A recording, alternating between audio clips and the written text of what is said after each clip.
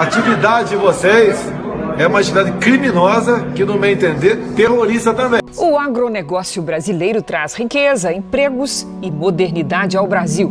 Ao mesmo tempo, se depara com problemas que pareciam esquecidos. No capítulo de hoje da nossa série especial, veja como as novas invasões do MST assombram os produtores rurais. O Movimento dos Trabalhadores Rurais Sem Terra anunciou que seus membros invadiram 2 fazendas improdutivas na região da Chapada Diamantina, na Bahia. Começou tudo de novo, né?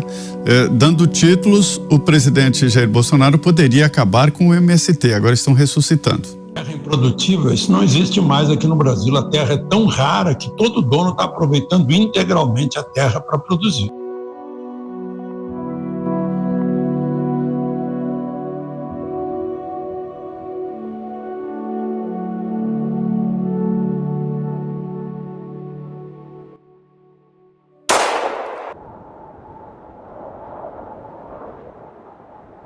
O MST, ele sempre foi, assim como os demais movimentos sociais, né?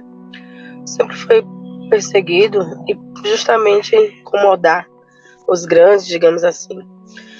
E infelizmente as mídias, os meios de comunicação não estão a serviço da classe trabalhadora, né? Estão a serviço hoje de, enfim, em nome do desenvolvimento das grandes empresas, né, do agronegócio, enfim. E o tratamento sempre foi muito, assim como os demais, né, do restante do país, muito desigual, parcial mesmo, de não ouvir, de às vezes sair matérias nada com nada. Alguns meios de comunicação, não são a maioria, né, que vem ali os meios mais populares, digamos assim, de comunicar, fazendo esse serviço mesmo de ouvida, né, e de dar atenção aos movimentos sociais, ao MST, de entender, e aí como que é esse outro lado da história também, né, como é que foi, como é que se procede, buscar tentar entender um pouco, né, da importância da nossa luta. E aí, aqui em Juazeiro, a gente está organizada atualmente em 2 assentamentos, que é o assentamento São Francisco e o outro que é o pré-assentamento ainda, Maria Simões, que ambos ficam localizados no Salitre, na região do Salitre.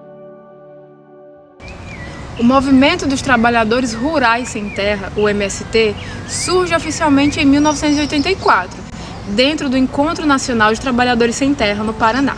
Desde o fim do período do regime militar até os dias atuais, as manifestações, marchas e ocupações defendem os princípios na luta pela terra, reforma agrária e mudanças sociais no país.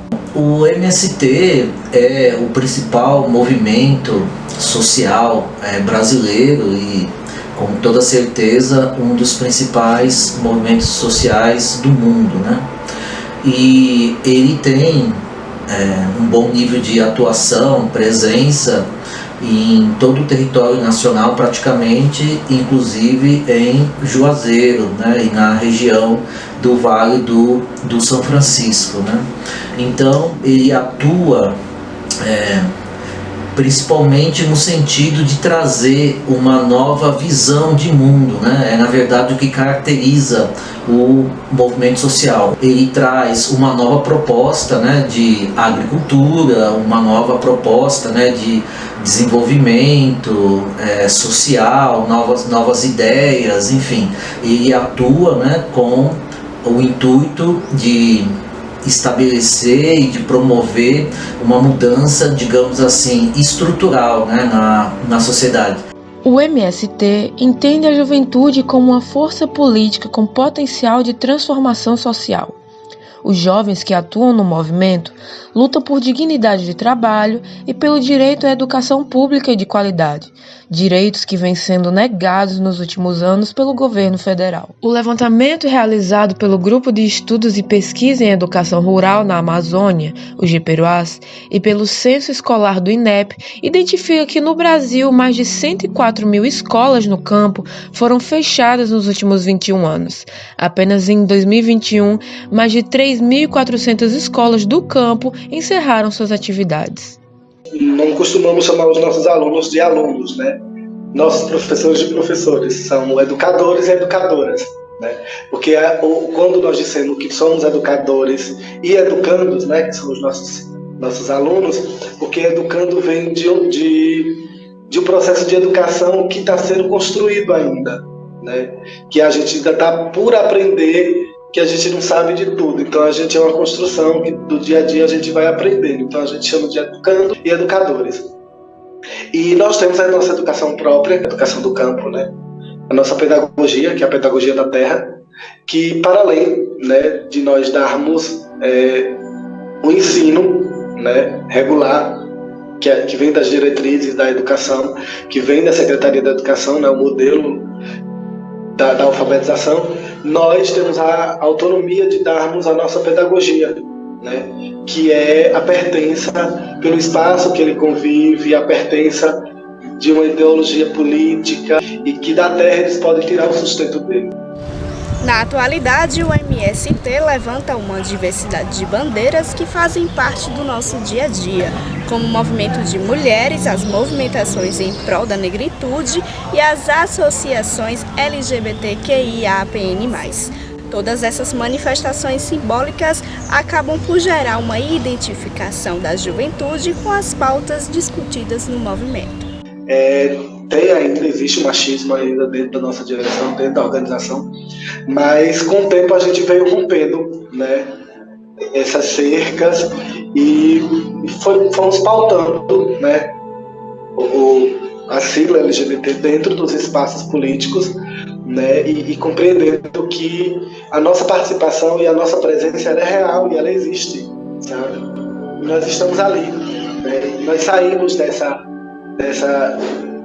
cerca que nos prendia de sermos sujeitos para estar nos espaços políticos, para fazer mística, né, para ornamentar o espaço, né, para ficar na ciranda cuidando das crianças enquanto, né, as mulheres e os homens estavam discutindo política. A gente estava nesses espaços de apoio, né, e a gente deu um estralo e disse, não, a gente precisa estar nesses espaços da construção também, sabe? Tem sido um desafio, mas a gente, ao longo desses 7 anos, a gente tem enfrentado ainda bastante dificuldade, mas a gente tem vencido muito, assim, sabe? A gente tem avançado bastante. E hoje o setor LGBT, existe o setor, né, o coletivo, porque existe uma diferença entre coletivo e setor. A gente ainda é coletivo porque é uma coisa, construção de todos, mas a gente se tornou setor, porque a gente já tem linhas políticas, né? Quando a gente tem linha política, a gente se torna setor, né? Mas a gente não deixou de ser coletivo, tudo nosso é construído coletivamente, né? O próprio MST, mesmo sendo setor, ainda a gente usa a expressão coletivo porque é construído coletivamente.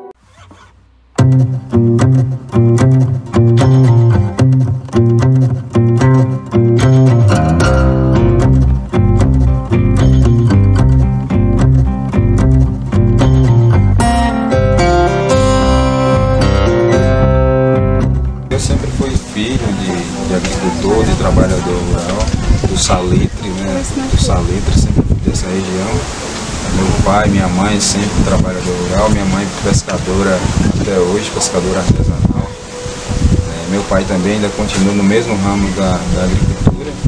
E minha tia, né, Maria do Carmo, a Carmen, né, ela inicialmente, né, conheceu o movimento, começou a fazer parte e a partir dela ela foi cooptando, né, a família, né?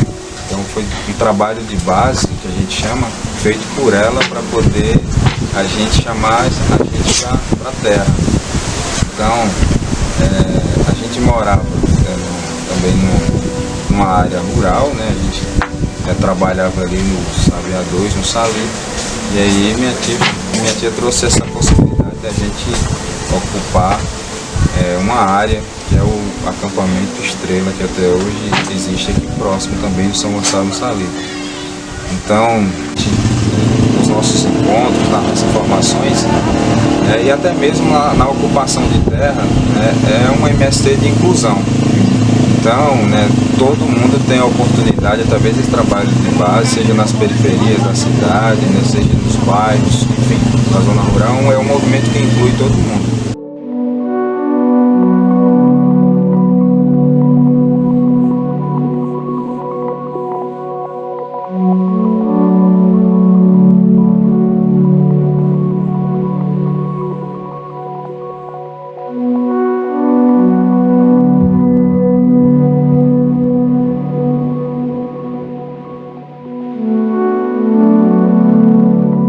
episódios de violência são recorrentes na trajetória do MST em Juazeiro. Nos últimos 4 anos, aconteceram 2 despejos emblemáticos no município. Em 2019, mais de 300 famílias do acampamento Abril Vermelho sofreram despejos violentos pela Polícia Federal. O órgão atacou o acampamento com bombas de gás e spray de pimenta, destruindo plantações e ferindo trabalhadores com balas de borracha. Na área ocupada desde 2007, os assentados praticavam extensa agricultura familiar. Um despejo muito cruel, só para você ter uma imaginação, só para você imaginar vocês, nós estávamos lá. E antes das 5 horas da manhã, já começava um helicóptero, né, bem baixinho, né, em cima da cabeça do povo, e os tratores passando por cima da escola, tudo que o povo trabalhou, que não deu nem tempo, o povo disse, não, vamos a tal lugar, não. Era passando mesmo, passando nos barracos, sem consideração, criança desaparecendo na mata, né, e a gente tendo que... Mas foi resgatada, né, foi encontrada. Mas imagina uma criança, eu acredito que ele tinha 9 anos, saiu, né, 9 a 10 anos, saiu pela estrada ali do Salitre, correndo, até que parou na casa dos padrinhos dele, foi para lá, e a gente procurando, todo mundo doido, ele era até meu aluno, esse menino, e a gente procurando lá no acampamento, por conta do despejo, né, policial, tinha policiais de todos os estados, não era só da Bahia, tinha de todos os estados, do Ceará, do Rio Grande do Norte, tudo que era lugar, tinha Pernambuco, tinha gente da polícia tirando o povo mesmo, né? Foi muito cruel. Eu nunca vi, eu já vi despejo, mas eu nunca vi tempo daquele do Abril Vermelho. Nunca vi. Em 24 de março de 2021, 80 famílias do acampamento Palmares foram despejadas de suas casas por seguranças particulares, deixando para trás, em plena pandemia, suas plantações e animais de pequeno porte.